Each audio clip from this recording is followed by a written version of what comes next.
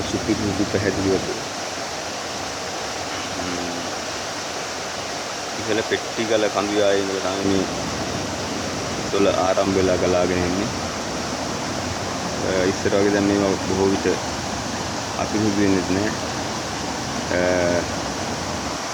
කලින් නම් මිනිස්සු අතරින් අපිරිසිදු වෙනවා. දැන් මිනිස්සු ටිකක් දියුණු හන්දා හැමගේ එකම වැසිකිළියක් වුණ තියෙන නිසා දැන් මේ වතුර ඉතාම පිරිසිදුයි. බලන්න කොච්චර පැහැදිලිද මාළු පැටව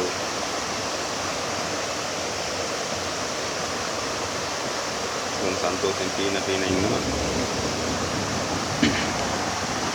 මේ ජලය බීමට ඉතාම සුසුමක් අපිරිසිදු වීම හරි අඩුයි. මේ ගඟේ උල්පත් ගඟේ අවට ඉවුරවල තියෙන උල්පත් වලින් තමයි මේ මාදල හොරකැටිය කියන ගම්වලට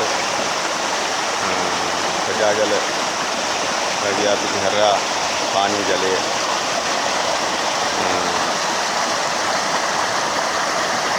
ජල ව්‍යාපෘති හදලා මිනිසුන්ට ලබා දීලා තියෙනවා. ඒවා අදටත් ක්‍රියාත්මකයි, බොහොම හොඳට ක්‍රියාත්මකයි. වෙන ස්ථානවල වගේ වතුර හිඳෙන්නේ අනම්මන මොකුත් නැහැ. අපි ලොකු වතුර බිලක් ගෙවන්නෙත් නැහැ. සම්පී ජල ව්‍යාපෘති පැවැත්මට සමාජික තීරණයක් බොහොම සුළු මුදලක් රුපියල් 100ක් හිමිකරනවා වගේ තීරණයක් තමයි අපි ගෙවන්නේ. ඇතිතරම් අපි වතුර පාවිච්චි කරනවා. බොහොම සිතුරු වතුර